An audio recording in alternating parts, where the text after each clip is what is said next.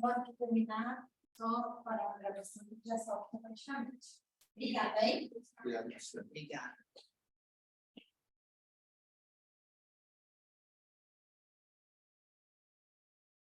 Obrigada. Oi, pessoal, boa tarde. Tudo bem? Agora eu acho que todos nos escutam, né? Boa tarde. Boa tarde. Desculpem o atraso, tivemos problemas técnicos aqui, mas vamos iniciar então os trabalhos do painel 9, relativo a direitos sociais e políticas públicas. Cumprimento todos os participantes, aos ouvintes que nos presenciam aqui, que estão presencialmente, e os que também estão assistindo de forma remota, e parabenizo desde já todos os apresentadores. Vamos começar, então, ressaltando que cada apresentador terá o tempo de 10 minutos para fazer a sua apresentação, e ao final teremos mais ou menos de 10 a 20 minutos aberto a debates, perguntas e eventuais questionamentos. Tá bom? Então, convido a primeira apresentadora, que é a Valéria Rodineia Zanetti, da Universidade do Extremo Sul Catarinense. Ela teria que estar aqui para fazer a apresentação presencial, não sei se está prevendo. Boa tarde, eu estou online. Ah, você está online. Isso. Problemas. Que ótimo. Então, cujo título do seu trabalho é A Garantia dos Direitos Sociais no Brasil, a partir das teorias econômicas de Amartya Sen e Jagadish Bawat.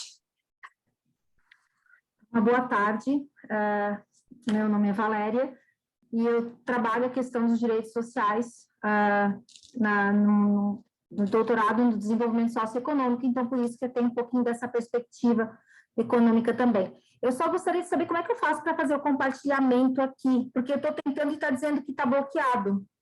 Você enviou o trabalho para o primeiro juro ou não? Não. Se você quiser me mandar por e-mail... Doutora Valéria, eu já te dei autorização, pode tentar agora. Muito obrigada. É que como eu iria presencialmente, eu não... Calma, vou compartilhar o rosto com você. Já liberaram aqui para mim. Ok. Deixa eu só agora... Só lembro... É que eu dei tanta aula nisso aqui que eu fiquei traumatizada, agora eu esqueci, bloqueio, não lembro mais nada como faz. Para iniciar. Apresentação. Um momento, acho que vai dar agora.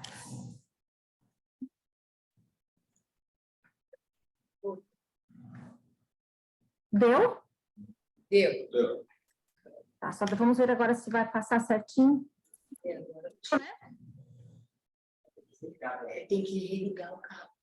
O slide passou, por favor. Tá. A gente Só consegue... um segundinho, Valéria, desculpa, a gente não começou a contabilizar teu tempo também, tá? Só porque nós estamos visualizando pelo notebook aqui, mas não na tela principal.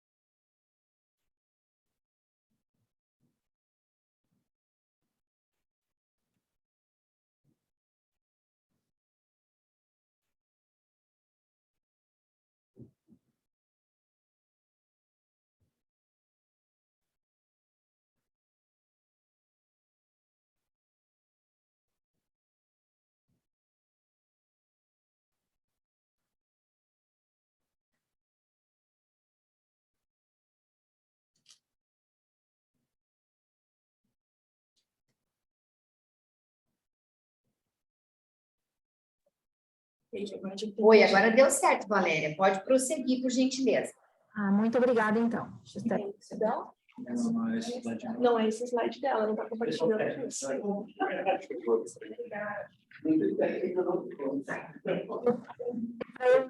ou não? Não, tá ao contrário, desculpe. Mais uma vez, só um segundo, gente, passou. Não tem problema.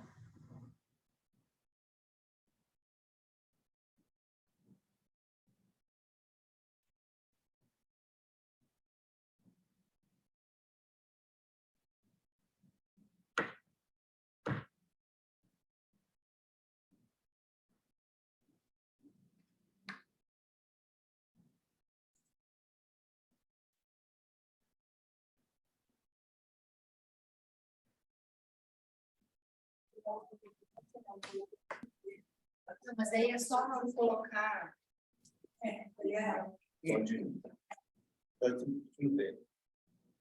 Finalmente, Valéria, pode começar a sua apresentação. Agora está tudo certo. Se você quiser colocar no modo de visualização grande, também fica à vontade.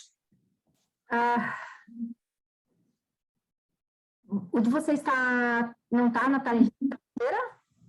Não, a tela inteira não, mas dá para visualizar, dá para ver bem. Para mim para mim está na tela inteira, então eu realmente não sei como resolver o problema, tá? Tá bom, não tem problema, pode continuar. Tá, então, uma boa tarde a todos.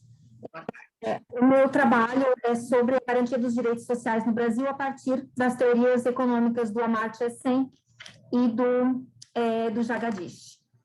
Na verdade, né, inicialmente vale destacar que são dois economistas, tanto de renome internacional, os dois são indianos, que essa é uma das características que fez com que houvesse tanto embate nessa questão das teorias econômicas, tanto do Amartya Sen, que aí, então, enquanto um prêmio Nobel de Economia levou a questão do IDH, né, para as Nações Unidas, e, em contrapartida, veio, então, o Jagadish, então, também como economista, também como indiano, e principalmente, né, dentro da própria economia indiana, houve uma ruptura entre os dois, sendo que um defendia o modelo de desenvolvimento, né, do Gujarat, que seria por parte do Jagadish, que é justamente ele baseava no empreendedorismo, né,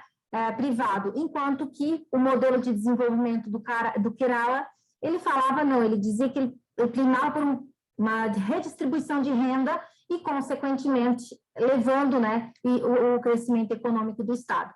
O que já por si só, um leva ao modelo defendido por Amartya Sen e o outro pelo modelo do Jagadish. Isso tudo para dizer que, na verdade, o grande centro da discussão aqui fica por conta de que, para o Jagadish, ele trabalha, o Jagadish ele vai trabalhar uma teoria econômica que ele se baseia na globalização, no livre mercado e no bem-estar social. Não é que ele esqueça do bem-estar social, mas é que, na verdade, a prioridade dele não é essa, tá? Dentro dessa trilogia que ele vai trabalhar da globalização, do livre mercado e do bem-estar social, ele vai falar que a globalização, ela é extremamente importante, né, porque ela abre mercado, ela traz benefício econômico e social, ela traz crescimento econômico, ela vai reduzir a pobreza e, consequentemente, né, ao final dessa observação, que nessa defesa do livre mercado, inclusive, dentro das obras dele, é uma sequência de trabalhar a liberdade de mercado, e que o problema da liberdade de mercado começa a surgir somente a partir da Segunda Guerra Mundial, em que começa a haver controles internacionais dessa liberdade de mercado, que para ele é o grande problema. As intervenções que passam a existir a partir, por exemplo, né, do que a gente chama de comércio justo, uma intervenção da Organização Mundial do Comércio e outros órgãos internacionais que vão começar a levar em consideração também a questão social, né, a questão ambiental, do trabalho análogo à escravatura e esses outros limites, né? E que para ele, na verdade, tudo isso é criado muito mais por países como Estados Unidos e Inglaterra para limitar o acesso de países em desenvolvimento, né, que está com o comércio a partir dos anos 70 um fluxo crescendo consideravelmente, que seria então o caso do Japão, Singapura, Hong Kong, Coreia do Sul, da Tailândia, inclusive ele fala do caso de países como no Brasil também, tá? Além disso, com relação ao bem-estar, ele vai dizer que o bem-estar nada mais é do que uma consequência, tá? Então, assim, você promove crescimento econômico, em promovendo o crescimento econômico, você leva, então, a que se opere o bem-estar das pessoas, tá? E é interessante aqui que ele fala muito da questão da educação, devendo os países, na verdade, trabalharem muito mais a questão do curso técnico do que de licenciatura, né?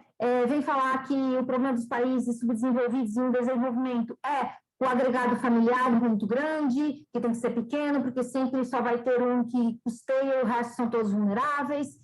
E também vem falar, inclusive, de um imposto que deveria ser cobrado para os estados que fornecem educação pública gratuita de qualidade. Que quando a pessoa se torna um grande cientista, ele faz o quê? Ele vai para um país desenvolvido, ganha muito mais, e o welfare states, na verdade, fica bancando cérebros, né, para países já desenvolvidos e que nada contribuem para esse crescimento intelectual. Então, em resumo, né, ele vai defender globalização, vai defender mercado, liberdade de comércio, liberdade de mercado, para que haja um crescimento econômico, e a partir daí é que vai se pensar, então, nesse crescimento social, porque vai ser uma consequência. Em contrapartida, o Amartya Sen, ele vai falar também na globalização, que a globalização é importante, ela sempre existiu na história da humanidade, só que ela era um fluxo contrário, era Oriente e Ocidente, daí ele fala da escrita e uma série de contribuições do Ocidente para o Oriente, e que hoje o fluxo é contrário, é do Ocidente para o Oriente, mas que sempre existiu, traz riquezas. O único foco aqui é que tem que ser destinado à questão de quem serão os favorecidos com a globalização. Porque, via de regra, né, os países subdesenvolvidos ou em desenvolvimento, eles vão ter uma elite política muito forte. Inclusive, ele fala da elite brasileira, quando vem dizer que acaba destinando, né, todos os benefícios da globalização apenas para um grupo restrito e não para todos, que é... Então, por isso que a necessidade o problema da globalização é que ela precisa da intervenção do Estado na hora da redistribuição, na hora do retorno dessa globalização, a alcançar também, né, as categorias, as classes mais vulneráveis. Com relação ao desenvolvimento, ele vai trazer a teoria, na teoria da justiça, ele vem falar das capacidades e dos fundamentos e das capacidades. É uma teoria bem importante, bastante conhecida, né? A teoria das capacidades do Amartya Sen, que é justamente o contrário do que fala o Jagadish, né? É compreender que um Estado ele tem que partir daquilo que ele fala que é um mínimo, né? É uma contribuição, um fundamento mínimo para as pessoas, porque ninguém em privação consegue ter capacidade plena para alcançar, né, a sua felicidade. Inclusive, que entra a questão do patamar de felicidade. Então, aqui, que precisam-se de regimes democráticos para isso e garantia de direitos humanos, tá? E que consequentemente, né, dentro dessa liberdade de gerar, né, bens em prol daquilo que é importante, o que é realmente importante para ti. Também vem trazer, né, que a privação das capacidades básicas vai fazer com que a pessoa não consiga alcançar aquilo que seria a sua liberdade substantiva, né, para além da liberdade formal. Eu só consigo buscar aquilo que vai alcançar as minhas reais capacidades se eu tiver educação, saúde, né, e aí, inclusive, uma capacidade em grupo, tá? Porque dependendo do lugar que eu estou, né, eu também vou ter uma capacidade maior ou menor de alcançar, então, os meus objetivos. Dito tudo isso, né, quando a gente faz uma análise dos direitos sociais no Brasil, dentro dessas duas perspectivas, tanto, né, do Jagadish quanto do Amartya Sen, lembrando sempre que os nossos direitos sociais, mesmo para lá das controvérsias doutrinárias, se ele é prestacional, se ele não é, ele é um direito fundamental. Aí eu parto do pressuposto de que pelo menos o núcleo dos direitos sociais, eles são fundamentais. A partir daí, a gente até pode discutir a questão prestacional, mas eles não deixam de ser fundamentais, né? E enquanto direitos fundamentais, eles precisam, sim, partir do pressuposto, partir de uma construção de um direcionamento do Estado. E é justamente por isso, inclusive, né, na saúde, na educação, e é justamente por isso, então, que dentro dessa compreensão, né, da globalização, eu digo que tem caminhos que são sem volta, globalização, abertura de mercado, né, desenvolvimento econômico, ok. A questão são as prioridades, né? E como o Amartya Sen, ele prioriza os direitos sociais no alcance das capacidades e, consequentemente, o desenvolvimento econômico, acredito que ele responde melhor, né, às necessidades, à compreensão de direitos sociais numa perspectiva brasileira, por ser direitos considerados direitos fundamentais devidamente resguardados na nossa Constituição Federal.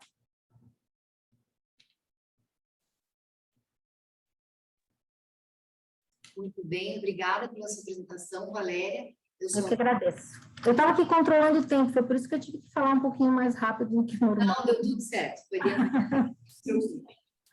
Eu vou reafirmar que a possibilidade sobre abertura de debates, questionamentos, será feita ao final, para preservar justamente o tempo em relação a todos os apresentadores, porque hoje nós tivemos dificuldade em relação a isso. Então, eu vou continuar o segundo e ao final, quem quiser, tá? A gente abre daí para as perguntas. Então, muito obrigada, agradeço, Valéria, mais uma vez. E o próximo autor é o Jorge Villa-Lobos e Antônio Carlos Effin, da Pontifícia Universidade Católica do Paraná, cuja apresentação será presencial, intitulada de A Fase Inicial da Construção da Política Nacional de Resíduos Sólidos, montando o quebra-cabeças. Jorge, a palavra é sua. Deixa eu só ver se eu consigo abrir o seu slide aqui. Fique à vontade. Uhum. Vocês conseguem escutar bem o Jorge? Pessoal que está online, sim? Escutar bem, sim. Aqui, Sim, escutamos bem. Então tá, eu vou fazer aqui o compartilhamento de tela da apresentação dele, que está aqui.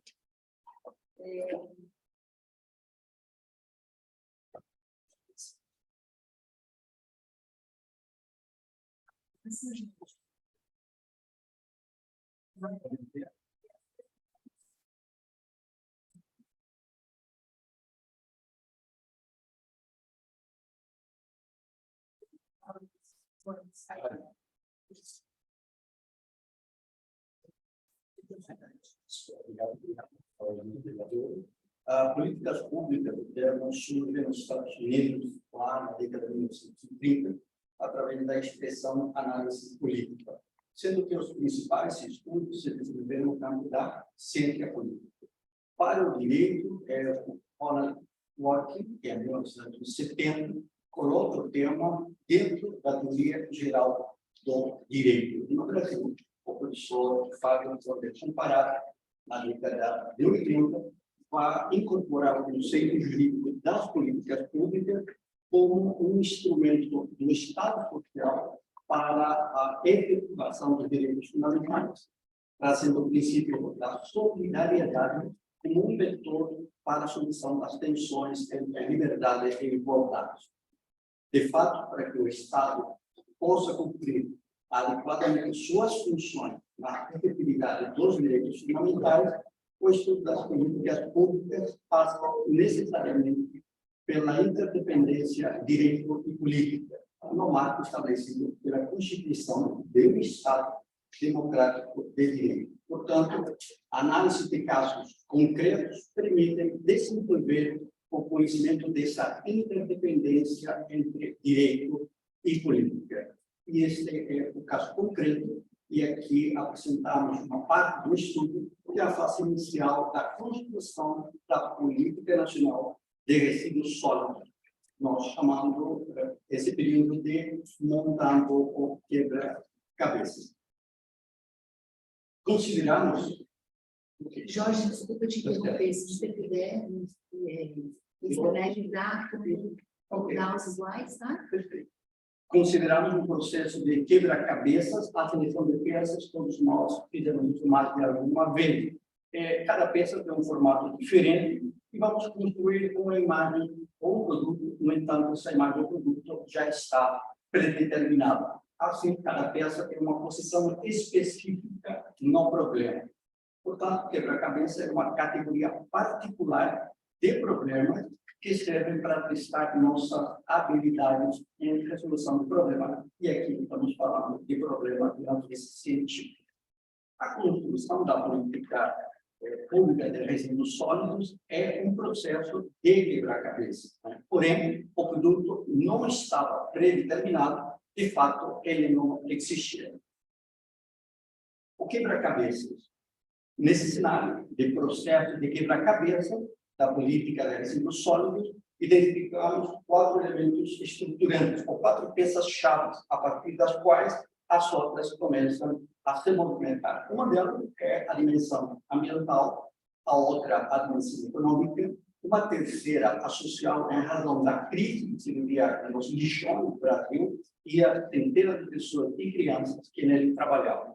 E o quarto, muito importante, é o contexto democrático que viabilizou a participação dos diferentes atores nesse processo. Montando o quebra-cabeças. O processo, então, do quebra-cabeça da Política Nacional de Resíduos se orienta na escolha de peças através de um critério denominado de política de negociação, desenvolvido inicialmente no âmbito do parlamento, enquanto se tramitava o projeto, porém, depois já na sequência, na regulamentação através de decreto no âmbito do Poder Executivo. Exemplo dessa dinâmica foi o posicionamento de 2 grandes entidades, muito fundamentais. Uma é o Centro de Compromisso Empresarial para a Reciclagem, que nasce no marco da ECO 92, e um outro é o Movimento Nacional dos Catadores de Materiais Recicláveis, MSCR, de 1999, que o Estado do Paraná tem um papel fundamental através da Procuradora-Geral do Ministério Público do Trabalho, a doutora Margarete. Primeira fase do quebra-cabeças. Esse período compreende 1989, quando se inicia a tramitação do projeto de lei, até finais de 2010, quando a publicação da lei e do primeiro decreto regulamentador. Esse período, segundo Bernardes, ele se caracteriza por ser o período da formação dos principais, o principal lobby na área do meio ambiente, através do SEMPRE, e também pela organização dos movimentos sociais que vão atuar na elaboração dessa política nacional. Primeira fase. Essa dinâmica pode ser referida como um processo de arranjo complexo, que se inicia com a procedura do projeto de lei escolar, que trabalha especificamente com a questão de saúde, mas a ele se apensa mais de 150 projetos, sendo que em 2007 a espinha dorsal do que deveria ser a política nacional é proposta pelo Poder Executivo. Aí a ministra Marina tem um papel fundamental. Para quê? Para tratar um dos maiores problemas do século XXI, que é os resíduos sólidos urbanos. Preenchendo espaços. E nessa perspectiva analítica, a formulação da política nacional foi um processo de quebra-cabeças, no qual os diferentes atores utilizaram todas as suas estratégias para construir um produto novo, o mais próximo possível do seu anseio ou do seu cenário. Porém, um quebra-cabeça normal, todos nós sabemos, não sobra peça e não sobra espaço entre as peças. Né? Ao contrário, o quebra-cabeça da negociação política e do pacto do possível deixa espaço entre as peças, os quais são preenchidos por conceitos, às vezes ambíguos, extremamente amplos ou complexos, como o da responsabilidade compartilhada. O pacto possível. De fato, se a responsabilidade compartilhada for um pacto possível, isso significa que este pode ter sido o principal ponto de conflito, ou seja, de quem é a responsabilidade do resíduo. E, justamente, um conceito amplo e sem claras especificações tornou as divergências entre os grupos melhores ou neutra, a ponto de facilitar a tramitação, aprovação e, claro, dificuldades na execução. O pacto possível, assim, ao invés de avançar efetivamente na logística reversa, através do conceito, responsabilidade compartilhada, estabelecendo metas quantitativas claras e compartilhando as informações, bem como as responsabilidades entre todos aqueles que dominam o mercado, passou a ser operado, então, uma situação na qual os próprios geradores de resíduos e responsáveis principais começaram, através das práticas autodeclaratórias, a emitir informações. E, por outro lado, reduzido o poder e a ação governamental no controle da situação, atendo-se somente a receber relatórios anuais. Não há controle social na questão da responsabilidade compartilhada e na logística reversa. Finalizando, a Política Nacional de Resíduos Sólidos é política pública de caráter estruturante, é instrumento para uma sociedade que diga-se de desenvolvimento sustentável.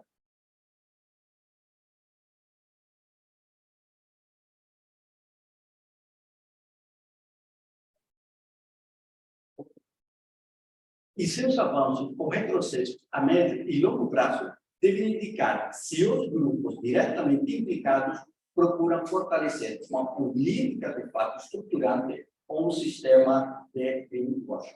Obrigado.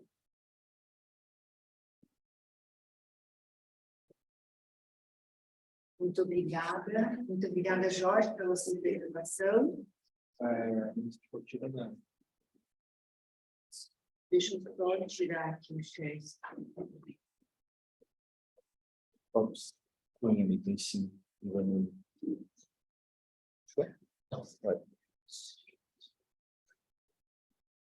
Bom, vamos retomar, então, para o próximo autor, que é o Alexandre Freitas Carpenedo, da Universidade Federal do Rio Grande do Sul. Fará sua apresentação online também, cujo título é Financiamento Eleitoral e Entraves ao Direito Fundamental de Acesso à Terra, no caso da Lei 13.435, de 2017. Alexandre, por favor, fique à vontade. Boa tarde a todos, boa tarde aos colegas. Eu me chamo Alexandre Carpenedo, sou graduado em Direito pela Universidade Federal do Rio Grande do Sul, sou procurador federal na AGU e hoje mestrando pela URGS também. Meu trabalho tem como título o financiamento eleitoral e entraves ao direito fundamental de acesso à terra, o caso da Lei 13.465 de 2017. Ele pretende analisar se houve, e em caso positivo, de que modo houve, influências no financiamento das eleições à conversão da Lei 13.465, com consequências à inoperação do direito de acesso à terra.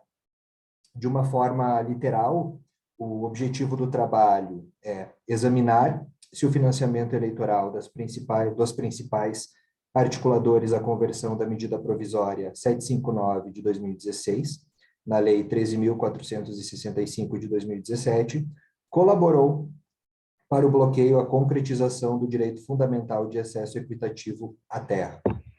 Muito em resumo, a Lei 13.465 promoveu importantes mudanças em 3 leis que são vistas como essenciais para a questão agrária, que são a 8.629 de 93, a 11.952 de 2009, também conhecida como Lei da Terra Legal, e a Lei 12.512 de 2011, que institui o Programa de Apoio à Conservação Ambiental e o Programa de Fomento às Atividades Produtivas Rurais. A lei traz consigo diversos retrocessos, como, por exemplo, a possibilidade de ampliar os limites de regularização de terras até 2.500 hectares, desde que a ocupação tenha sido anterior a 22 de julho de 2008. O que é esse processo de regularização? Regularização, basicamente, é um processo de reconhecimento e favorecimento da grilagem. Se reconhece que o sujeito está praticando grilagem e, mesmo assim, é dado um título de propriedade daquele imóvel para ele. Originalmente, esse instituto foi pensado para favorecer o pequeno agricultor, o pequeno poceiro, que utiliza um pedacinho de terra para subsistência mesmo, em regime de economia familiar. Só que, assim, acontece que 2.500 hectares, eu não sei se os colegas têm uma dimensão do tamanho, é uma verdadeira imensidão de terras, é um latifúndio a se perder de vista. E aí o que faz a lei? Admite que latifundiários, verdadeiros latifundiários, grileiros, adquiram a propriedade daquela terra.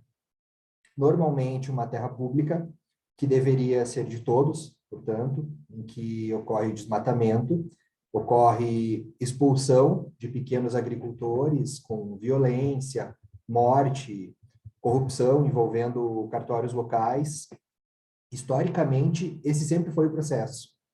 Nenhum pequeno agricultor consegue regularizar uma terra de 2.500 hectares. Isso eu garanto para vocês.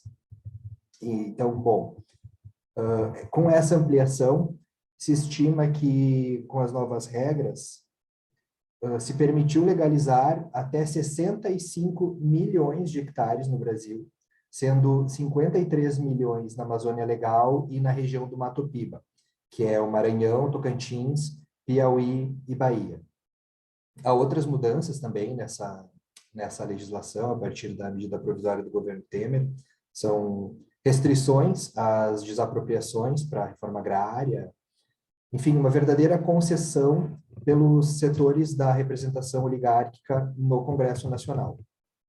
Então, a partir de uma pesquisa empírica do processo legislativo, que conduziu à conversão da MP em lei, que levou à aprovação dessa lei 13.465, eu fiz um mapeamento dos principais articuladores pela garantia de que essa lei fosse aprovada, ou seja, dos principais deputados e senadores, na verdade, um senador só, responsáveis pela tramitação do que eles chamam de PLC, que é o Projeto de Lei de Conversão.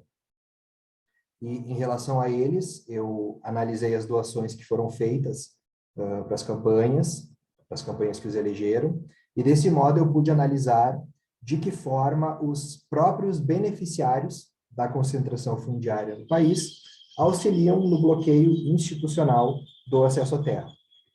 Basicamente, eu chego a 4 deputados federais e um senador, como eu mencionei. Esse senador teve alguns problemas bastante visíveis, bastante consideráveis na sua prestação de contas à Justiça Eleitoral. Em síntese, ele declara que todos os valores da sua campanha foram doados pelo próprio partido, sendo que é um político antigo, é um político bastante influente, e, segundo ele próprio, não teria recebido um único centavo de doadores privados. Então, nesse caso específico, eu o deixei de lado. Quanto aos demais, o que se observa é que é uma grande participação, primeiro, de agroindústrias, aquela ideia de que os principais responsáveis sejam os fazendeiros, aquela pessoa física, estilo coronel, realmente, de um modo geral, isso parece bastante esperado, não é mais o que predomina, isso fica bem ilustrado nas doações de campanha, efetuadas principalmente, então, por grandes empresas e corporações, grandes mineradoras, grandes empresas siderúrgicas, responsáveis por doações a esses parlamentares. E a verdade é que, quando se vai analisar a fundo o interesse dessas empresas, fica claro que elas também não têm interesse em reforma agrária, não têm interesse em distribuição de terras a pequenos agricultores. O interesse delas também é na ocupação de grandes volumes de terra, em redução de normas de proteção ambiental, em liberação irrestrita do garimpo, da exploração florestal. Não é à toa que grande parte dos membros da bancada ruralista também são parte da bancada da mineração. Os interesses são os mesmos, em essência.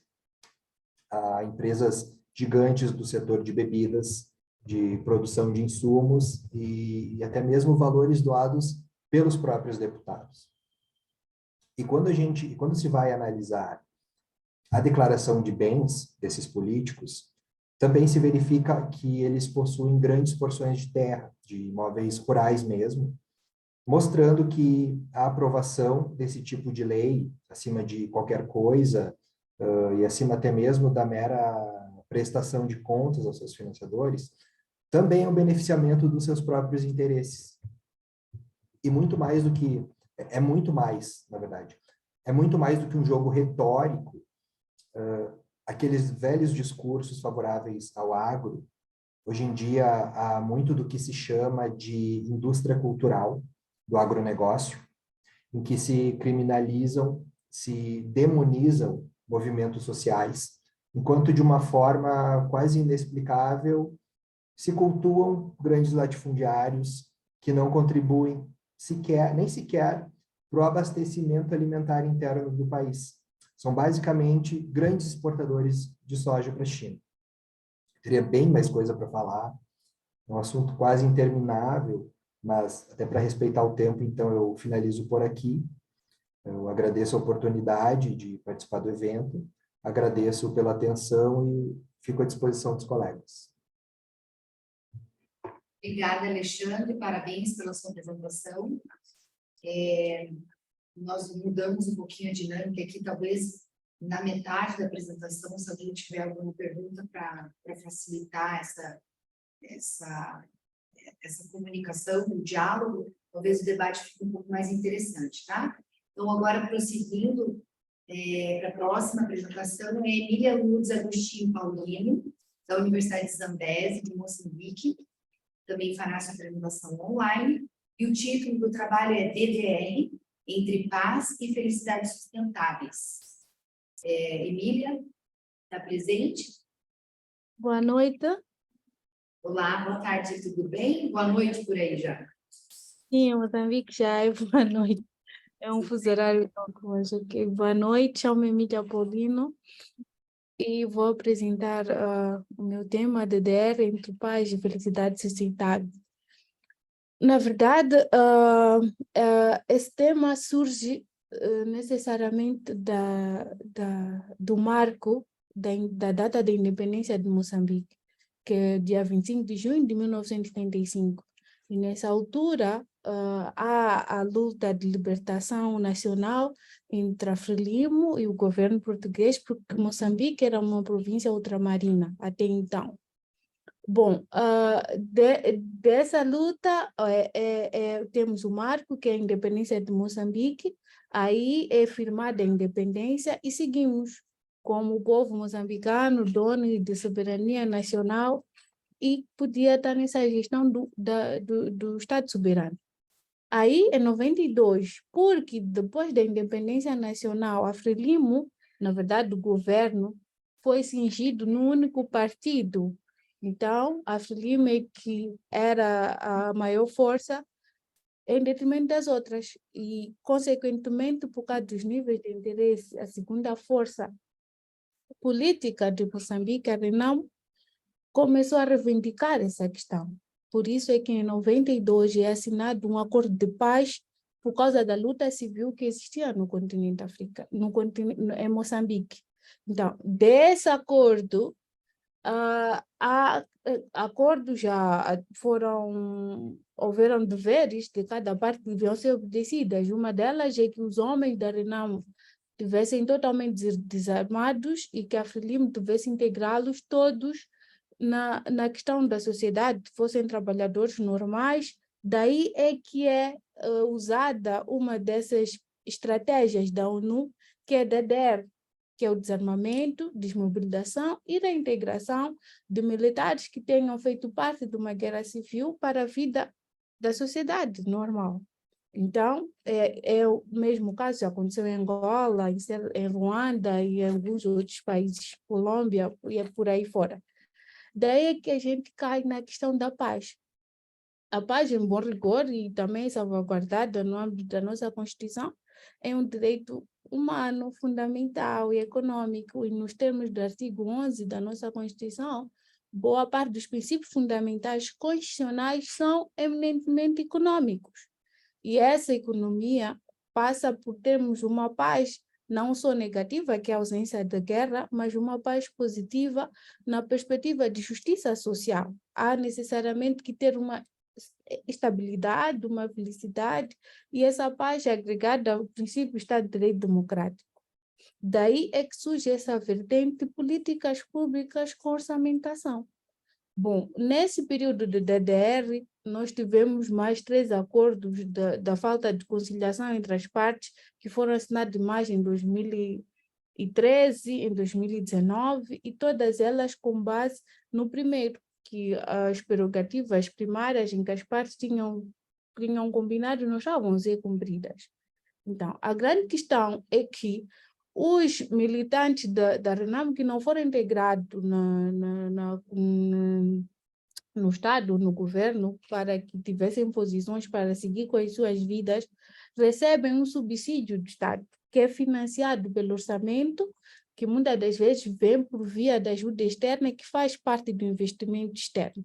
Se nós sabemos pelas bases básicas, o orçamento é anual, e as despesas dispostas no orçamento devem ser previsíveis e cumprir a anuidade da planificação daquele orçamento. E muitas vezes isso não acontece na DDR, porque depende exclusivamente do financiamento e tem vezes que a despesa ultrapassa o previsto para a execução daquele fundo.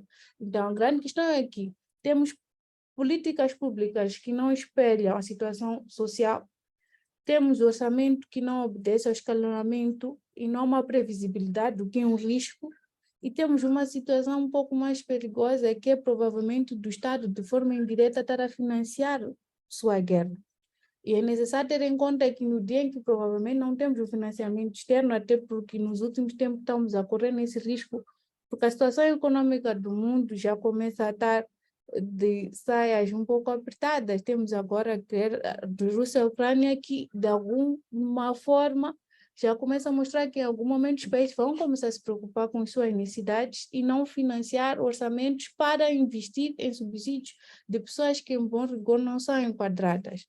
Então, essa é a questão da orçamentação, políticas públicas, paz na vertente positiva de justiça social e orçamentação do cumprimento. E acho que basicamente tudo ronda nesse sentido. Obrigada. Muito obrigada, Emília, pela sua apresentação. O próximo autor é o Hendrick Pinheiro, da Universidade Federal do Rio de Janeiro. Também fará sua apresentação online. E o título é Transparência como elemento para o controle de legitimidade de programas de incentivo tributário pelo TCU. Hendrick, por favor, a palavra é sua.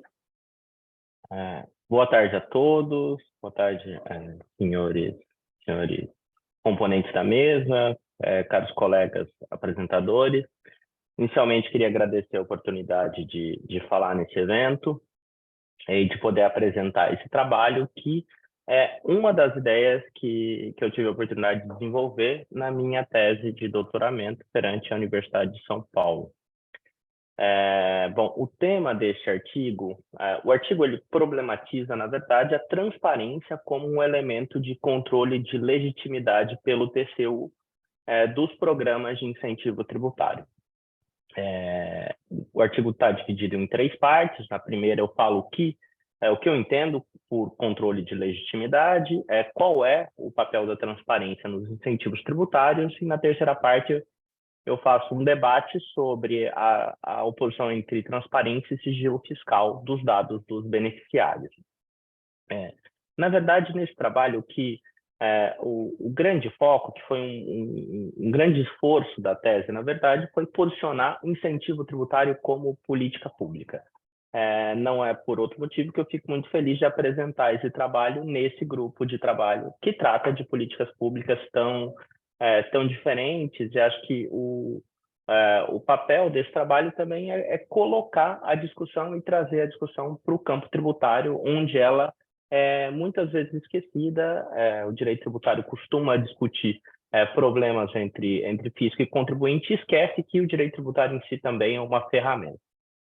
Então, na verdade, o artigo começa colocando os incentivos tributários como um instrumento de fomento de intervenção do Estado sobre o domínio econômico e, como toda política pública, como toda intervenção, política pública tem objetivo, tem finalidade, por isso é passível de controle. E o que eu coloco aqui é que o Tribunal de Contas é um órgão habilitado pelo nosso sistema, pelo sistema jurídico brasileiro, para o controle de políticas públicas que transcendem, esse controle transcende uma legalidade formal. Esse controle abrange também a legitimidade e é um dos pontos em que eu proponho o controle dessas políticas. Bom, eu começo discutindo o que é legitimidade na Constituição, legitimidade como esse controle que transcende a legalidade formal, legitimidade que é um conceito maior do que moralidade. Moralidade também é um elemento de controle da atuação administrativa no Brasil, mas legitimidade é um conceito que abrange o controle de moralidade, moralidade como esse princípio que rege a atuação dos agentes administrativos. O que eu coloco é que legitimidade é um conceito que abrange a forma como as políticas são colocadas, são desenvolvidas e a compatibilidade dessas políticas com outros princípios da Constituição. Então, na verdade, e aqui tem uma questão a ser colocada, que é: os incentivos tributários representam, de fato, escolhas do legislador. É o legislador que cria incentivos tributários e escolhe qual área, qual setor econômico deve ser fomentado. O Tribunal de Contas ele não está aqui para controlar esta escolha. Essa escolha é produto democrático e é fruto da lei. O que o Tribunal de Contas vai olhar na perspectiva da legitimidade é a forma como a política é gerida e desenvolvida. Acho que essa é a proposta, e a compatibilidade dessa gestão com a Constituição como um todo. No âmbito dos incentivos, a gente deve pensar que os incentivos tributários eles representam impactos orçamentários na forma de renúncia de receitas, e a própria Constituição coloca como vetor das renúncias de receitas a transparência. O artigo 165, parágrafo 6º, e o artigo 113 do ADCT colocam que a necessidade de apuração dos custos das renúncias de receitas e o reflexo desses custos no orçamento. Então, a transparência é um elemento que rege os incentivos tributários, e então ele pode ser elemento de controle de legitimidade pelo TCU. Bom, transparência é um elemento que permite o controle democrático, né? E sendo o orçamento uma expressão do consentimento popular para as despesas públicas, pensar em transparência é pensar em um princípio derivado da própria forma republicana de Estado. E na Constituição Financeira, especificamente, a gente teve o artigo 163A, inserido pela Emenda Constitucional 108 de 2020, que coloca a necessidade de divulgação de informações, dados contábeis, orçamentários e fiscais relativos ao Estado, de forma a garantir a rastreabilidade e compatibilidade dos dados coletados, os quais deverão ser divulgados em meio eletrônico de acesso público. Bom, então, a transparência já está na Constituição, ela já rege a atividade fiscal como um todo, então ela deve ser aplicada aos incentivos tributários. E na parte final, o que eu proponho, a discussão que eu proponho muitas vezes, como limite para a transparência de dados relativos a incentivos tributários, é colocado o sigilo fiscal previsto no CTN. De fato, o sigilo fiscal é uma ferramenta, né, destinada a garantir os direitos dos contribuintes e evitar que segredos comerciais e industriais sejam divulgados pela atividade de tributação. Então, é uma norma que vincula a conduta dos agentes na fiscalização tributária. Porém, os dados que são protegidos pelo sigilo são dados pessoais dos contribuintes, como em qualquer área da administração pública. Em nenhuma outra política seria possível que dados pessoais de usuários da política pública sejam amplamente divulgados. Porém, existem alguns tipos de dados relativos a incentivos tributários que poderiam e deveriam ser divulgados. Por exemplo, os beneficiários dessa política. Veja, saber que uma empresa ou um sujeito é beneficiário de um incentivo tributário não necessariamente revela uma informação pessoal, mesmo porque nos incentivos condicionados, a condição de beneficiária ela já existe, porque a concessão do incentivo depende de um ato administrativo que tem a publicidade como elemento de validade. Então, divulgar a lista de beneficiários não ofende o sigilo fiscal e não seria um problema. E outra proposta é a divulgação do volume agregado de benefício auferido pelos destinatários. Vejam, um destinatário deixou de recolher é um elemento até de neutralidade fiscal, na medida em que as outras empresas precisam saber quais concorrentes estão tendo acesso a incentivos específicos, enfim. O que o trabalho propõe é que estes elementos são elementos de transparência e, por isso, poderiam ser objeto de controle de legitimidade do TCU, que poderia ordenar, por exemplo, que os responsáveis tomem providências para promover a divulgação desses dados. Veja, o TCU ele não pode se substituir à administração e divulgar ele mesmo. Porém, ele pode ordenar aos responsáveis pela gestão das políticas essas providências, pode comunicar essa decisão ao Poder Legislativo e, na hipótese de um descumprimento, eventualmente multar o responsável, e com isso o TCU agiria como um indutor de transparência em relação a esse conjunto de políticas públicas. Creio que essa é a comunicação que faço hoje perante os colegas. Agradeço a oportunidade e encerro aqui. Muito obrigada, Henry. Parabéns pela apresentação. Super interessante esse tema. E agora eu passo a palavra para a Amanda, que vai dar continuidade à apresentação aqui dos trabalhos. Obrigada por dar sequência então aos nossos apresentação da tarde, com o trabalho de direitos alimentares como cláusula prévia vista o ensaio sobre a inserção dos direitos na alimentação da Constituição da República Federativa do Brasil de 1988 e a eficácia na atividade de Laísa Helena Pacheco da Silva e de Juliana dos Santos Ramos Souza, da Universidade Federal Rural do Rio de Janeiro, apresentar a modalidade online. A palavra de vocês. Boa tarde a todos, meu nome é Laísa Helena, eu sou graduanda do 9º período do curso de Direito da Universidade Federal Rural do Rio de Janeiro e juntamente com a minha professora Juliana dos Santos, nós elaboramos o artigo Os Direitos Alimentares como Cláusula Pétrea Implícita, um ensaio sobre a inserção do direito à alimentação na Constituição da República Federativa do Brasil de 1988 e a eficácia na atualidade. Basicamente, o nosso trabalho ele possui como objetivo analisar o contexto histórico do direito à alimentação, bem como a sua inserção na Constituição de 1988 e a sua eficácia na atualidade, né? E para analisar, né, esse contexto, nós temos que trazer também um pouquinho da história das cláusulas pétreas. Basicamente, o Constituinte Originário de 1988, ele compreendeu que a Constituição ela seria passível de imutabilidade, né, devido ao cenário interno e ao cenário internacional. Logo, ele acabou criando um mecanismo para a modificação, né, do texto constitucional por meio de emendas constitucionais, e esse mecanismo ele pode ser vislumbrado como complexo e rígido, né? Entretanto, ele também vislumbrou que determinados preceitos eles não poderiam ser modificados no seu núcleo essencial. E tais preceitos eles estão previstos no artigo 60, parágrafo 4º da Constituição, ou seja, a forma federativa de Estado, voto secreto direto, universal e periódico, a separação de poderes e os direitos e garantias fundamentais, né?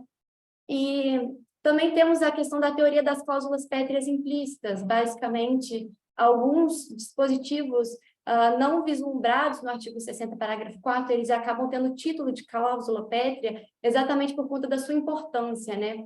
E a partir disso nós temos que o direito à alimentação, ele é vislumbrado com uma cláusula pétrea implícita exatamente por conta da sua inserção tardia no texto constitucional, somente com a emenda constitucional de 64, de 2010, né?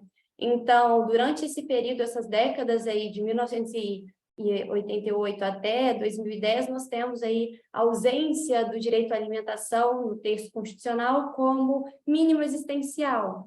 E por isso, mesmo com a ratificação do Pacto Internacional de Direitos Sociais, Econômicos e Culturais, em 1992, nós não tivemos essa inserção no texto constitucional. Logo, nós acabamos vislumbrando, né, o direito à alimentação como uma cláusula pétrea implícita. Para entender o direito à alimentação, é necessário compreender também o conceito de segurança alimentar.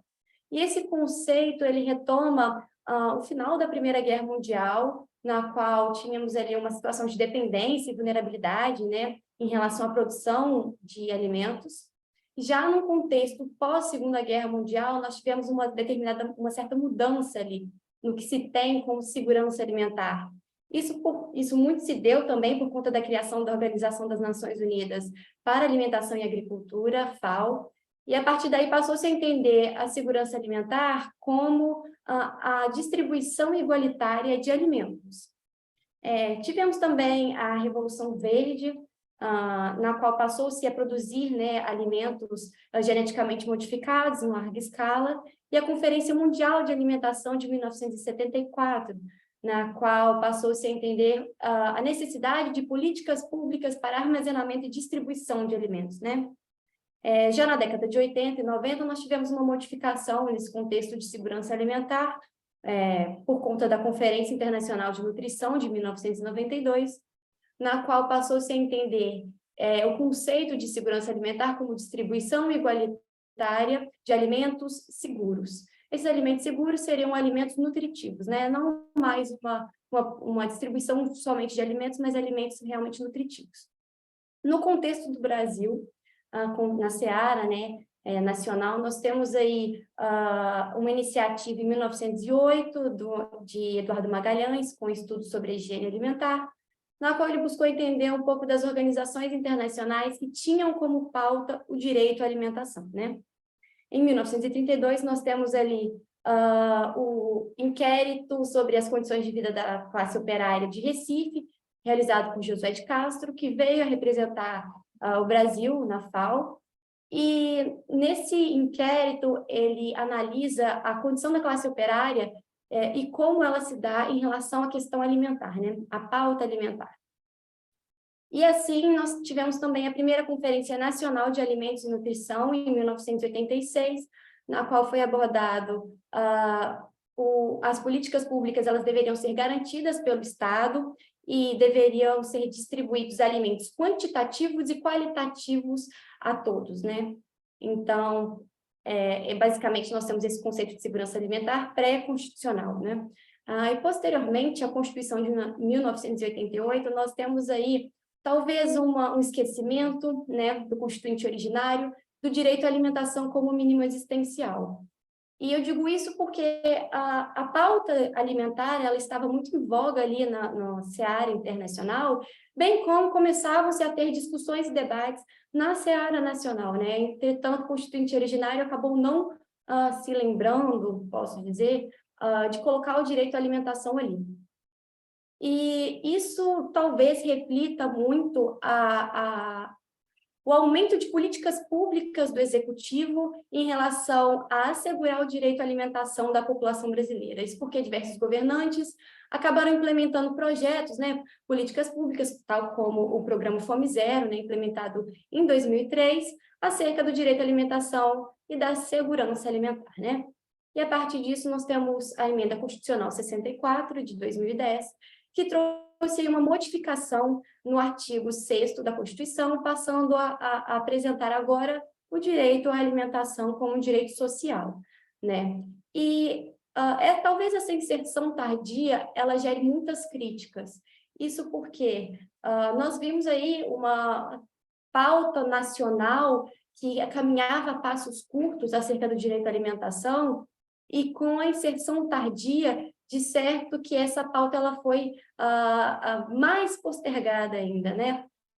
Nós vemos isso no contexto atual, né? Atualmente, o Brasil, de acordo com uma pesquisa realizada pelo Datafolha, 1 a cada 4 brasileiros acaba sofrendo de insegurança alimentar no ano de 2020, né? Essa questão ela acabou sendo agravada por conta da pandemia, e dessa porcentagem que sofre de insegurança alimentar, 38% recebe até 2 salários mínimos. Então, nós vemos ali que o direito à insegurança alimentar ela está vinculada, né, à pobreza. Nós temos também que, durante o ano de 2020, cerca de 20 a 30% da população brasileira sofria com a insegurança alimentar, de acordo com a escala de experiência de insegurança alimentar, né, FIES. Então, nós temos aí uma questão da fome muito agravada, o que acabou culminando no retorno do Brasil ao mapa da fome. Então, de certo que temos aí agora o direito à alimentação no rol de direitos sociais, temos aí questões relacionadas à pandemia da Covid-19, mas também temos o abandono da pauta alimentar por muitos anos, né? Então, tudo isso acabou culminando pelo estado de insegurança alimentar que nós nos encontramos na atualidade. E, claramente, temos vários questionamentos em relação a quais políticas públicas podem ser adotadas pelo Estado brasileiro, né, como sujeito ativo na segurança, na verdade, como agente garantidor, né, da segurança alimentar. Como isso pode se dar agora, como o Brasil pode ser retirado do mapa da fome. E todas essas questões, esses questionamentos, eu estou abordando na minha pesquisa agora, e eu gostaria de agradecer a todos pelo momento de fala, muito obrigada, agradecer também aos organizadores do evento. Muito obrigada. Obrigada, Laís, obrigada, Juliane, sempre uma alegria, né, que o conhecimento científico está ultrapassando aí a pós-graduação e já o destino da pesquisa já está abrangendo aí também os alunos de graduação, né? A gente parabeniza especialmente a orientadora, a professora Juliane, por incentivar e trazer uma pesquisa de tanta qualidade como aluno de graduação aí para brilhantar o nosso evento, né? E desde logo eu passo a palavra para o senhor Mário Simões Barata, da Universidade Politécnica de Leida, em Portugal, que irá nos trazer o tema Direito à Segurança Social e Discricionariedade Legislativa, o rendimento social da inserção no Tribunal Constitucional. Mário, seja bem-vindo, está com a palavra.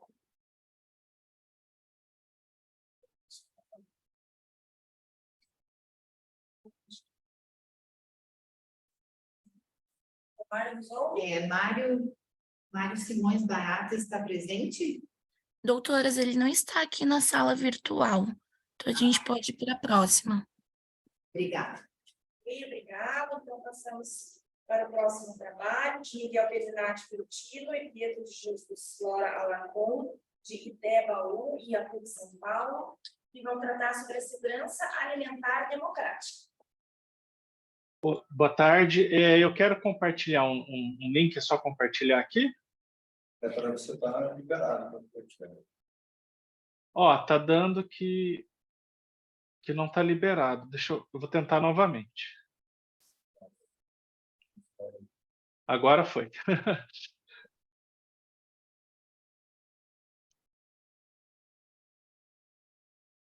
Bom, então, boa tarde. Inicialmente, eu quero agradecer a oportunidade à PUC Paraná, ao IberoJur, né, pela possibilidade de fala. Esse artigo ele foi elaborado em conjunto com o professor Dr. Pietro de Jesus Flora Alarcon. Ele é professor da PUC São Paulo e também do doutorado da Instituição Toledo de Ensino em Bauru, da qual eu faço o meu curso, né? E, no caso, eu sou professor da UEL também, né? Então, eu quero agradecer a PUC, agradecer ao IberoJur pela oportunidade de fala. A ideia para esse artigo surgiu numa aula do professor Pietro, né, em que ele pediu que nós realizássemos uma reflexão sobre algum assunto contemporâneo e que, inicialmente, escrevêssemos ali uma página sobre o assunto, né? E, no caso, eu acabei optando pela questão da segurança alimentar, que é um tema fundamental nos dias de hoje. A ideia foi justamente associar a questão da segurança alimentar com a democracia. Tá? Por quê? Porque se o intuito é construir um Estado democrático de direito, na qual as pessoas têm voz ativa no meio social, é preciso, então, que os direitos sociais sejam respeitados, né? Porque se uma grande parcela da população passa fome, se uma grande parcela da população tem dificuldade para suprir necessidades básicas, inclusive de alimento, dificilmente essa parcela vai conseguir participar ativamente das atividades democráticas, vai conseguir pensar naquilo que é melhor para a sua cidade, naquilo que é melhor para o seu estado, para o seu país. Então, para que a democracia brasileira possa amadurecer, é preciso efetivar o direito à alimentação e os demais direitos sociais também, né? Então, basicamente, o artigo ele faz referência ao artigo 1º da Constituição, que trata da questão do Estado Democrático de Direito, né? Afirma que o Brasil constitui-se em Estado Democrático de Direito, né? E o artigo 6º, que trata dos direitos sociais. Como a colega Laís Helena, né, acabou de mencionar, né, o direito à alimentação ele foi incorporado tardiamente à Constituição de 1988. Ele foi incorporado pela Emenda Constitucional número 64 de 2010, né? E é um direito social reconhecido, tá? Eu trouxe aqui uma definição da própria FAO de segurança alimentar, né? Peço licença para a leitura, né? A segurança alimentar ocorre quando todas as pessoas têm acesso físico, social e econômico permanente a alimentos seguros, nutritivos e em quantidade suficiente para satisfazer suas necessidades nutricionais e preferências alimentares, tendo assim uma vida ativa e saudável, né? Vejam que a definição de segurança alimentar é uma definição bastante complexa. Ela passa pela dimensão física, né, pela dimensão social e econômica, né? E o acesso aos alimentos ele deve ser um acesso em quantidade suficiente que supra as necessidades ali calóricas dos indivíduos, das pessoas, tá? Quando se fala em segurança alimentar, né, o oposto da segurança alimentar seria a fome, né? Entretanto, existem níveis de segurança alimentar, né? Na verdade, níveis de insegurança alimentar. Existe a insegurança alimentar leve, a insegurança alimentar moderada e a insegurança alimentar grave. No caso, nós temos milhões de brasileiros hoje em situação de insegurança alimentar, tá? A insegurança alimentar leve, ela acontece quando a pessoa ou a sua família tem o receio de passar fome em um futuro próximo. Na verdade, as pessoas estão ali com um emprego precário, com uma condição social precária, então há aquele medo, aquele receio de não ter acesso a alimento suficiente. Aquela sensação que o dinheiro está acabando, que o leite das crianças está acabando, que não tem mais para repor, né? Aquela situação, aquela insegurança. Olha, nós não podemos, desculpa até, vou usar um termo que às vezes o pessoal usa na internet, olha, nós não podemos nem ficar doente, porque se a gente ficar doente, vai faltar para alguma coisa, né, o dinheiro. É nesse sentido, né? Quando você tem aquela situação que, olha, se eu perder um pouco de dinheiro, se eu perder meu emprego, ou se eu não conseguir realizar o meu trabalho, minha família vai passar fome, né? A insegurança alimentar moderada é quando já passa a existir restrição no acesso ao alimento, né? No caso, não existe alimento aí suficiente para atender, por exemplo, a toda a família, né? As pessoas até conseguem comer, mas não é numa quantidade adequada, né? E a insegurança alimentar grave já acontece quando, de fato, as pessoas... Só um pouquinho. Pausou aqui, né? Ou vocês estão vendo?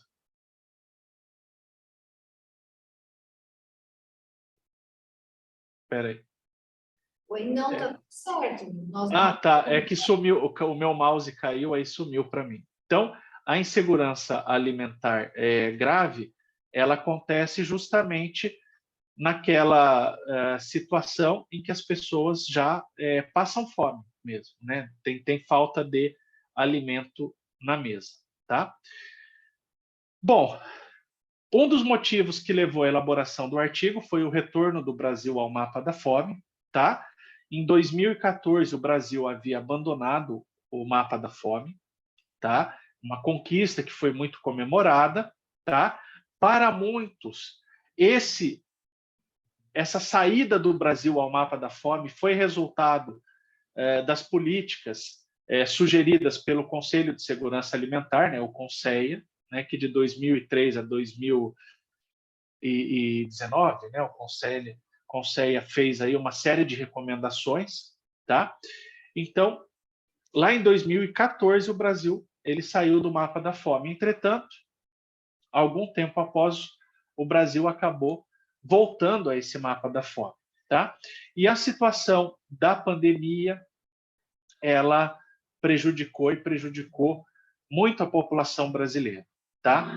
A falta de um Conselho de Segurança Alimentar nesse período da pandemia é algo muito grave, porque o Conselho de Segurança Alimentar ele vai propor soluções, ele vai identificar problemas, né? Ele vai identificar medidas ali que possam auxiliar.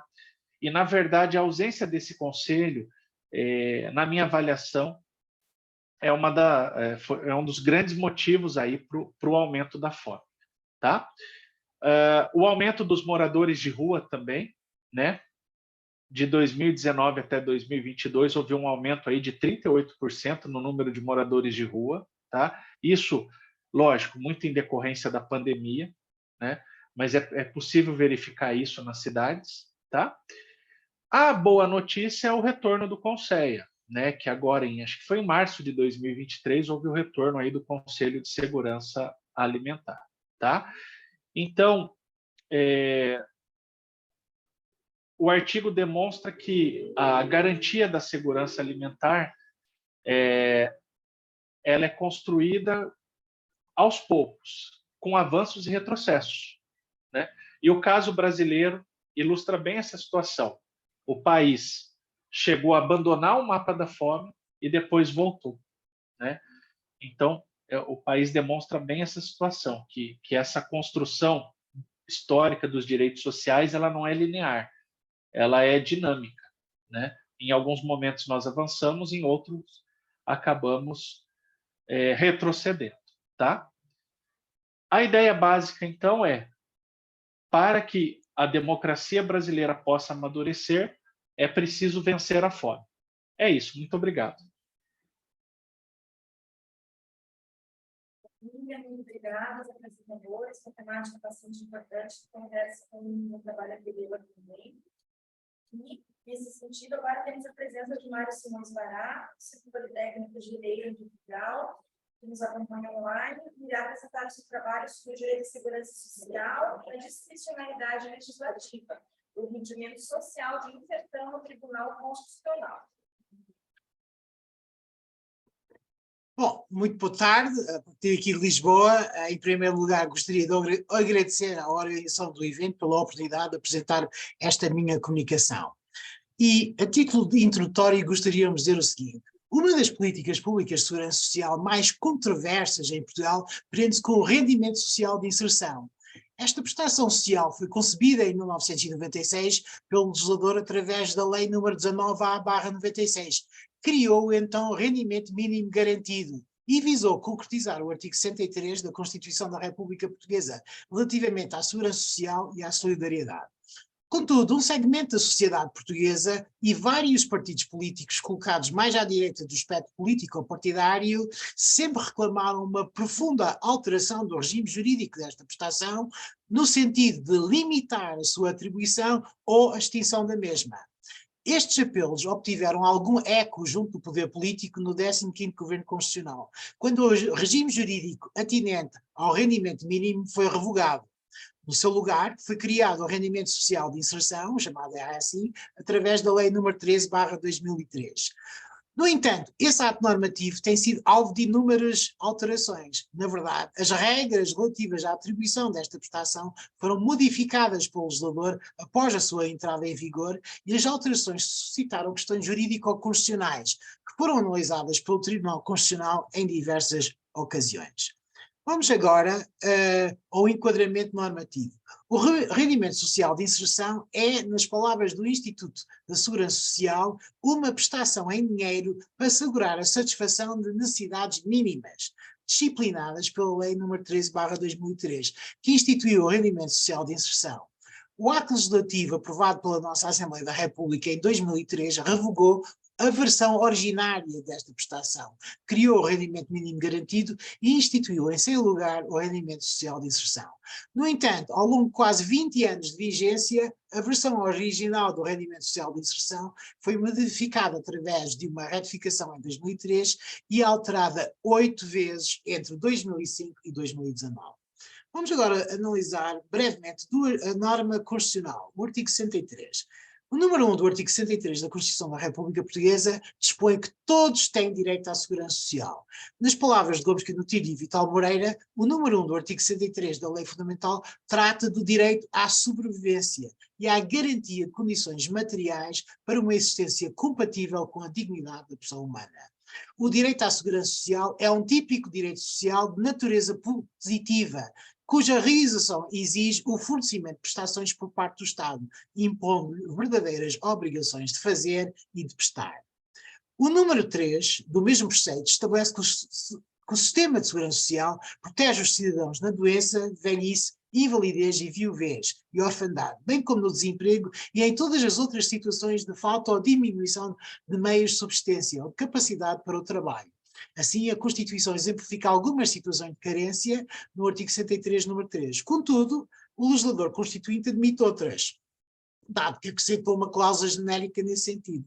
Consequentemente, Gomes Canutilho e Vital Moreira afirmam que a cláusula genérica abrange todas as situações de carência dos meios de subsistência ou de perda ou diminuição da capacidade para o trabalho. Logo, o rendimento mínimo / rendimento social de inserção visam efetivar um direito a uma existência condigna. Vamos continuar na ótica dos direitos derivados, as prestações e o princípio de não retrocesso social. O rendimento social de inserção é, na ótica da doutrina, suscetível de ser arrumado no quadro dos direitos derivados a prestações, na medida em que configura um direito do cidadão uma participação igual nas prestações estaduais concretizadas pelo legislador. Consequentemente, a modificação substancial ou extinção dos direitos derivados de prestações suscita a eventual aplicação do princípio do não retrocesso social. Um dos defensores da ideia da proibição do retrocesso social na doutrina encontra-se dos trabalhos de Gomes Canutilho, que sustenta que o princípio da democracia económica e social ou da socialidade aponta para a proibição do retrocesso social. Tal significa que os direitos sociais e económicos, uma vez obtido um determinado grau de realização, passam a constituir simultaneamente uma garantia institucional e um direito subjetivo. Contudo, há quem defenda uma posição totalmente antagónica. Neste sentido, Jorge Reis Novaes sustenta que a compreensão do princípio do não retrocesso social, entendido como proibição da diminuição dos direitos anteriormente garantidos da realização de um determinado direito social, não tem pura e simplesmente nem arrimo positivo em qualquer ordem constitucional, nem sustentação dogmática, nem justificação ou apoio em quaisquer critérios de razoabilidade. Por último, há autores que não acolhem a ideia de proibição de retrocesso, mas aceitam uma ideia de salvaguarda de um determinado grau de concretização legislativa de normas de direitos sociais. Assim, José Carlos Veras de Andrade escreve que os preceitos constitucionais relativos aos direitos económicos e sociais e culturais hão de implicar uma certa garantia de estabilidade das situações ou posições jurídicas criadas pelo legislador ao concretizar as normas respectivas. Vamos agora ver as alterações legislativas ao RSI no Tribunal Constitucional. E vamos começar com o Acórdão 509/2002. O acórdão referido em epígrafe tem origem num pedido de fiscalização preventiva da Constitucionalidade do Presidente da República, relativamente à norma constante do decreto da Assembleia da República, para ser promulgado como lei. Em concreto, a dúvida da Constitucionalidade refere-se a uma determinada norma que regulava a titularidade do direito ao rendimento social de inserção, na medida em que garante a titularidade do direito ao rendimento social de inserção apenas às pessoas de idade igual ou superior a 25 anos, enquanto a redação anterior fixava a idade em 18. Assim, o Presidente da República pretendia saber se a restrição objetiva da titularidade do direito em causa respeitava as normas e os princípios constitucionais, designadamente o princípio da igualdade. O Tribunal Constitucional acabou por se pronunciar a favor da inconstitucionalidade, na medida em que entendeu que a restrição violava o direito ao mínimo de coexistência inerente ao princípio do respeito da dignidade humana, decorrente das disposições conjugadas dos artigos 1º, 2º e 63, número 1 e número 3 da Constituição da República. Vamos agora ao segundo acórdão, o acórdão 141/2015. O segundo acórdão do Tribunal Constitucional relativamente ao rendimento social de inserção tem origem nas alterações legislativas à prestação operadas em 2012. Em concreto, o Governo alterou as condições de atribuição desta prestação social. Assim, a nova redação passou a exigir a cidadãos portugueses um período mínimo de 1 ano de residência legal em Portugal para poder aceder ao rendimento social de inserção, e a extensão do requisito de um período mínimo de 1 ano de residência em Portugal aos membros do agregado familiar do requerente do rendimento social de inserção. O provedor de justiça solicitou a declaração de inconstitucionalidade das referidas normas, na medida em que as alterações violavam o princípio da igualdade. O Tribunal Constitucional deu razão ao provedor da justiça e declarou com força obrigatória geral a inconstitucionalidade das referidas normas por violação do princípio da igualdade consagrado no artigo 13º da nossa Constituição. Esta conclusão fundou-se no tratamento diferenciado entre dois grupos de cidadãos nacionais em função de terem exercido uma liberdade fundamental de fixar residência fora do território nacional e a ele regressar nos termos do artigo 44 da nossa Constituição. Finalmente, o terceiro acórdão, o acórdão 296/2015, o processo que lhe deu origem deriva de um pedido complexo oriundo da Procuradoria-Geral da República e um pedido para apreciar e declarar a ilegalidade de duas normas do Decreto-Lei 133/2012 e um pedido de declaração de inconstitucionalidade atinente à norma constante do artigo 6º, número 1, a linha B, da Lei 13/2013. Em concreto, o legislador, em 2012, condicionou a atribuição do RSI aos estrangeiros a um prazo de 3 anos de residência legal em Portugal. No quadro da sua fundamentação, o Tribunal Constitucional sujeitou a referida alteração legislativa ao teste da proporcionalidade em sentido amplo e entendeu que o prazo de 3 anos para a concessão do benefício representava um sacrifício desproporcionado ao fim da restrição, dando assim por violado o princípio da proporcionalidade. Em suma, o prazo de 3 anos foi considerado como excessivo, isto é, desproporcionado. Para concluir a nossa apresentação, os diversos acórdãos do Tribunal Constitucional confirmam a possibilidade do legislador de modificar direitos derivados de prestações, que densifiquem direitos fundamentais ao arrepio do não retrocesso social invocado por parte da doutrina. Contudo, as alterações legislativas terão que respeitar os princípios fundamentais da Constituição, com especial destaque para os princípios da dignidade da pessoa humana, da igualdade e da proporcionalidade consagrados no artigo 1º, 2º e 13º da Lei Fundamental. Muito obrigado pela vossa atenção. Obrigada, Samara, pela sua contribuição, bastante relevante para o nosso GT de Políticas Públicas, com uma visão também dessa questão do Portugal. Muito obrigada pela sua contribuição.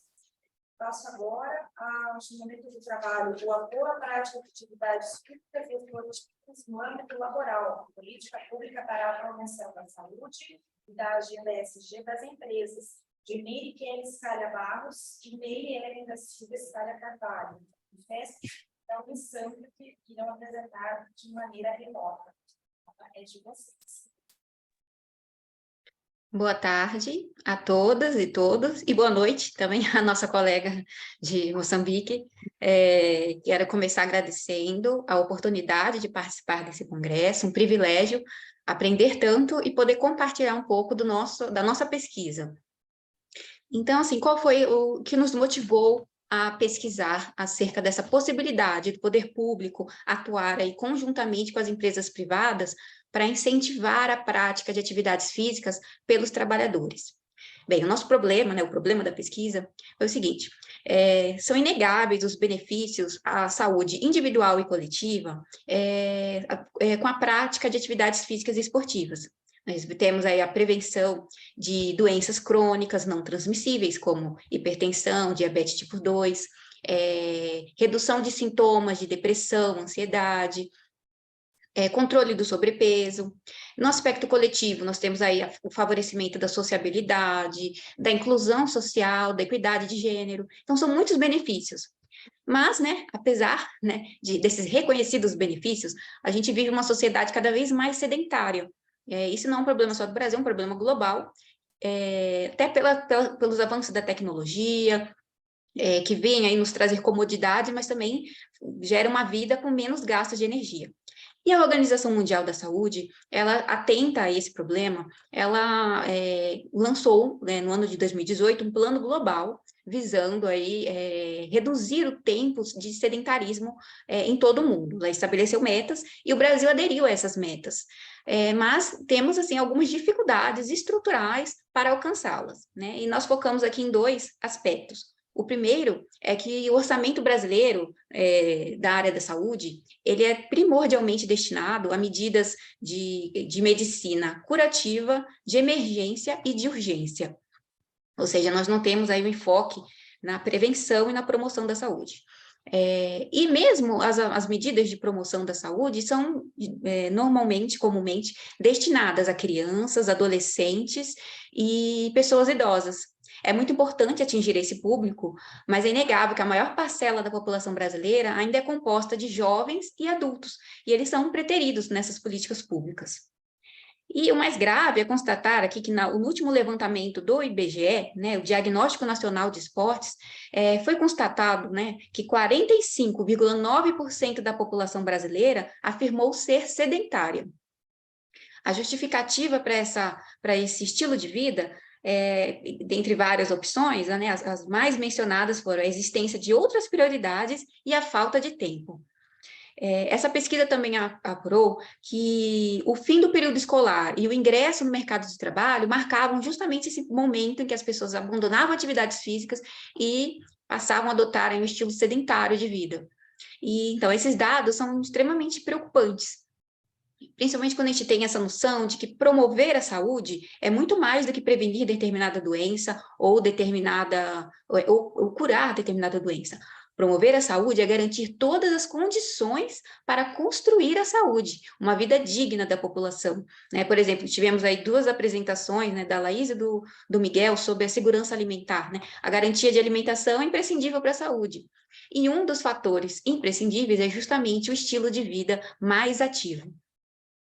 E por isso se mostra aí urgente essa percepção de que os profissionais de educação física são profissionais da saúde.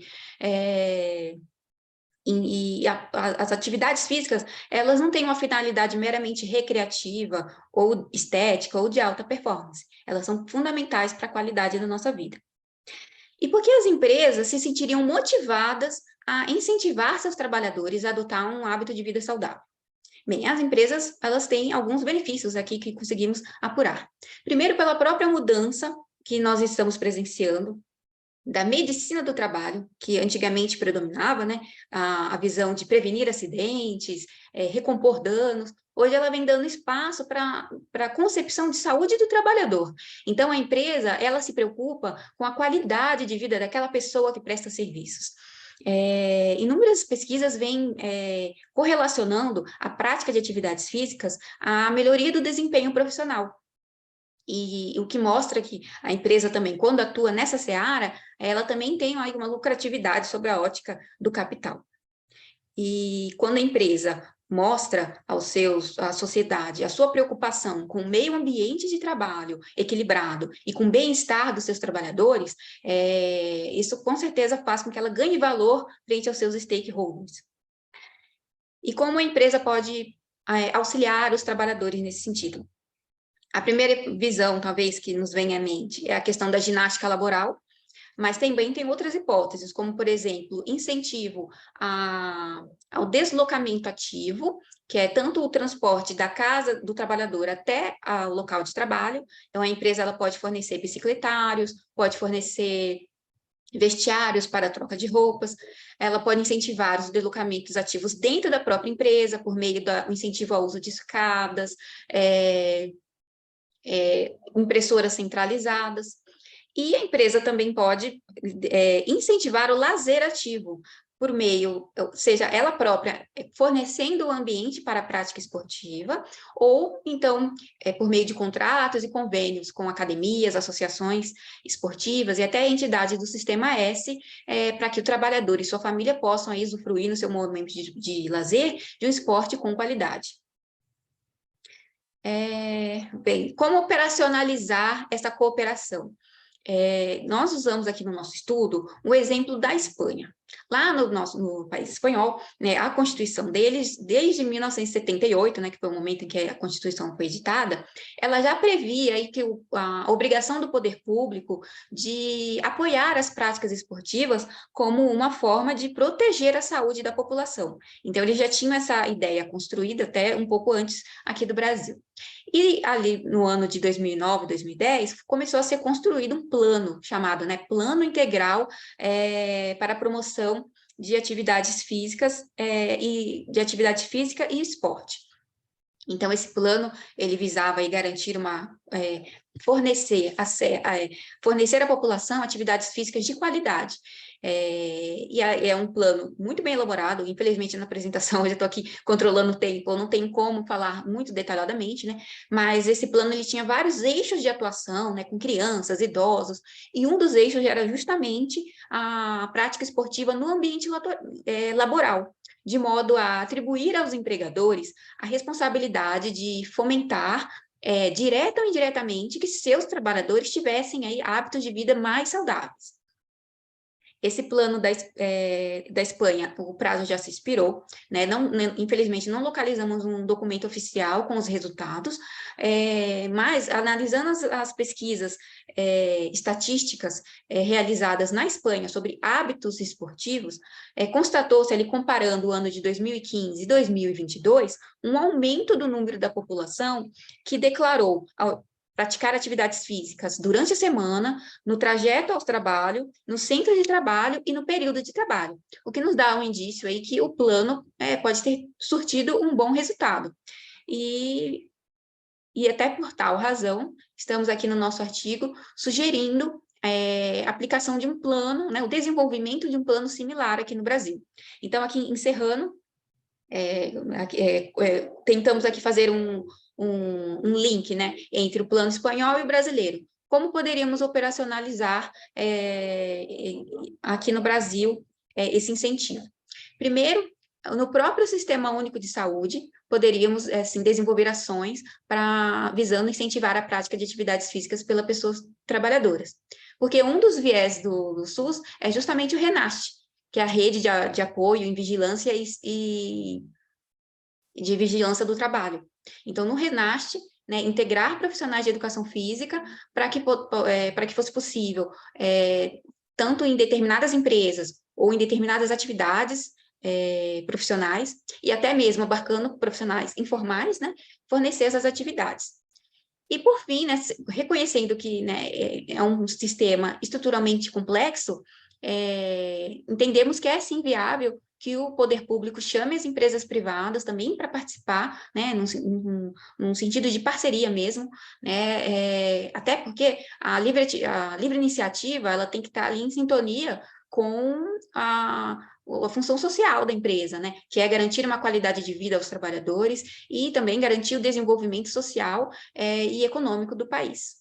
Então, como o poder público pode incentivar as empresas? Pode ser por meio de benefícios fiscais, por meio de privilégios em caso de empate de licitações e até mesmo por meio de créditos especiais pelo BNDES.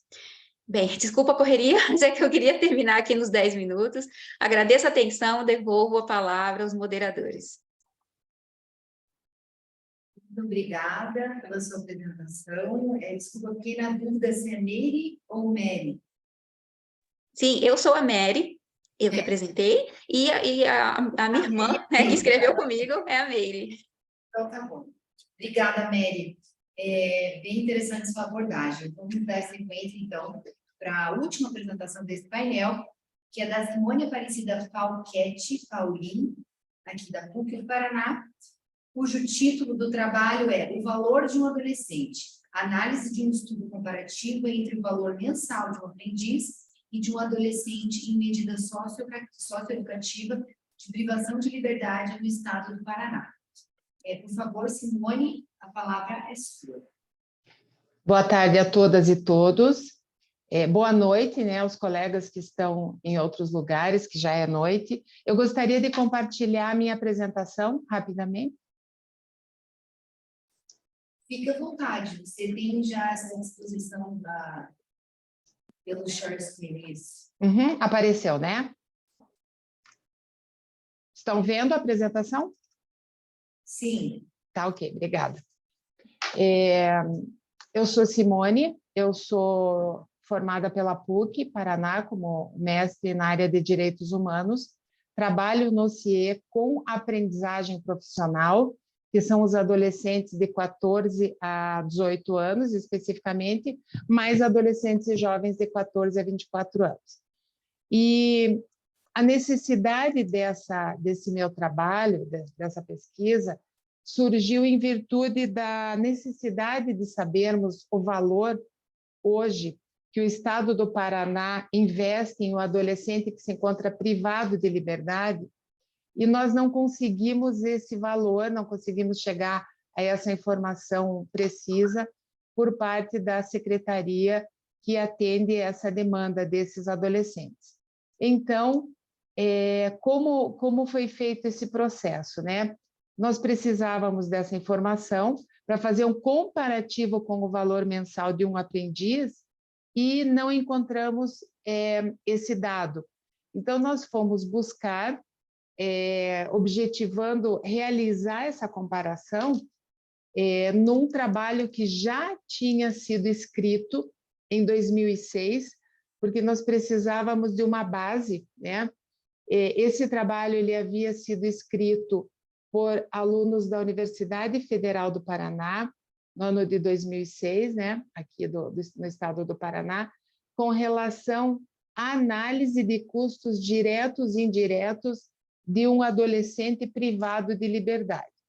Então, nós fizemos a seguinte pesquisa. Com base nesse trabalho, né, dos colegas Fernando Sérgio dos Santos Caldeira e Sandra Mara Andraus Rocha, sob a supervisão do professor Blênio César Severo Peixe, nós buscamos os valores que em 2006 foram encontrados com relação a 4 centros de socioeducação aqui do estado do Paraná. Hoje nós temos já 19, né?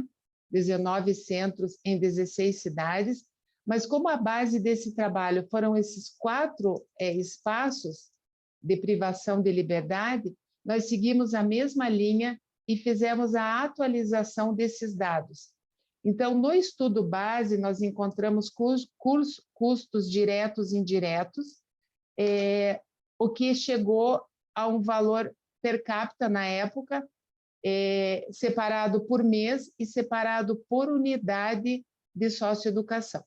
Então, nós buscamos nesse trabalho base esses valores per capita que foram encontrados, fizemos uma atualização de dados para chegar a um valor no ano de 2020, que foi o ano que nós buscamos essa informação. Então, aqui apresento para os colegas uma tabela que foi utilizada em 2006, no trabalho base, como eu chamo, né? E aqui nessa última coluna, os senhores e as senhoras podem ver que ficou estabelecido um valor por adolescente em privação de liberdade naquela época. Então, aqui nós pegamos, só para exemplificar, o mês de janeiro, fevereiro e março, separado por unidade, o valor investido pelo Estado do Paraná em cada adolescente. Pegamos essa tabela, né? Peguei essa tabela do ano de 2006, com todos os dados de todos os valores que foram investidos e fizemos uma atualização com base aqui no site do Banco Central, né? Existe uma ferramenta que faz essa atualização. Então, nós utilizamos 2 índices para fazer a atualização, o IGPM e o IPCA, né? Tanto um quanto o outro são índices oficiais. Aqui, a tabela número 2, já considerando o reajuste para 2020, com base nos dados encontrados em 2006, uma atualização feita pelo IGPM e uma feita pelo IPCA, valores oficiais do ano de 2020. Tá? Então, isso aqui, todo esse destaque que foi dado até agora, é considerando um adolescente em conflito com a lei, privado de liberdade no estado do Paraná, em um dos centros de socioeducação. Agora, vamos comparar com o adolescente aprendiz, com o jovem aprendiz, como muitas pessoas conhecem, né? Que é um programa cuja lei foi formalizada em 2000, que é a Lei 10.097, que estabelece o programa de aprendizagem. Então, considerando também o ano de 2020, para poder fazer a comparação, nós chegamos a um valor de um aprendiz que trabalha 4 horas por dia de R$ 1.246,34 e de um valor de um aprendiz que trabalha 6 horas por dia de R$ 1.654,50. Então, a partir daí, estabelecemos a comparação entre o adolescente em conflito com a lei e o adolescente aprendiz, que nós chegamos aos seguintes resultados aqui. Um adolescente em conflito com a lei em 2020 custou para o estado do Paraná entre R$ 11.790,32 a R$ 13.818,11, enquanto um adolescente aprendiz, ele ficou entre R$ 1.246,34 e R$ 1.654,50. Ou seja, a diferença entre a despesa de um adolescente em conflito com a lei, privado de liberdade, e um aprendiz, chegou aos absurdos índices de mais de 700% de diferença. Então, o que isso significa?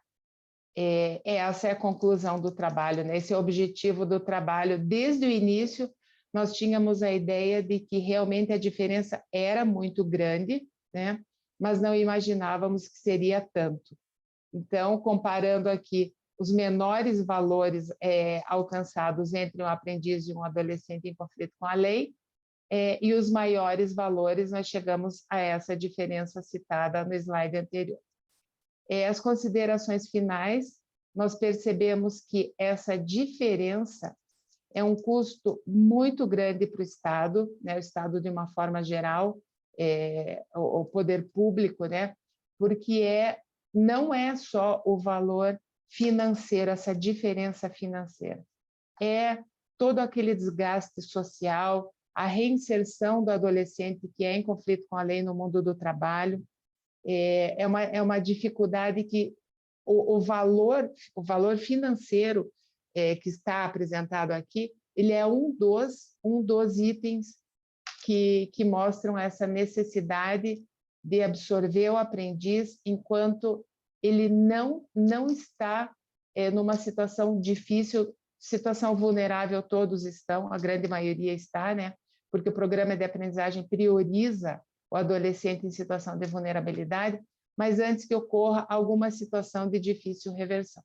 Aqui, só para apresentar para os colegas, os adolescentes do CIE Paraná, quando iniciam a capacitação teórica e depois quando eles já estão na formatura, que é quando termina o contrato de aprendizagem nas empresas contratantes, né? Deixamos aqui uma proposta de buscar essa pesquisa em todos os estados do Brasil, por intermédio de todos os CIEs, o CIE existe no Brasil todo, em cada estado nós gostaríamos de fazer essa pesquisa também, e fomentar, conscientizar o poder público da importância da contratação dos aprendizes para evitar que o adolescente chegue a ser em conflito com a lei. Agradeço imensamente a participação, a oportunidade, estou à disposição para esclarecimento de dúvidas. Muito obrigada.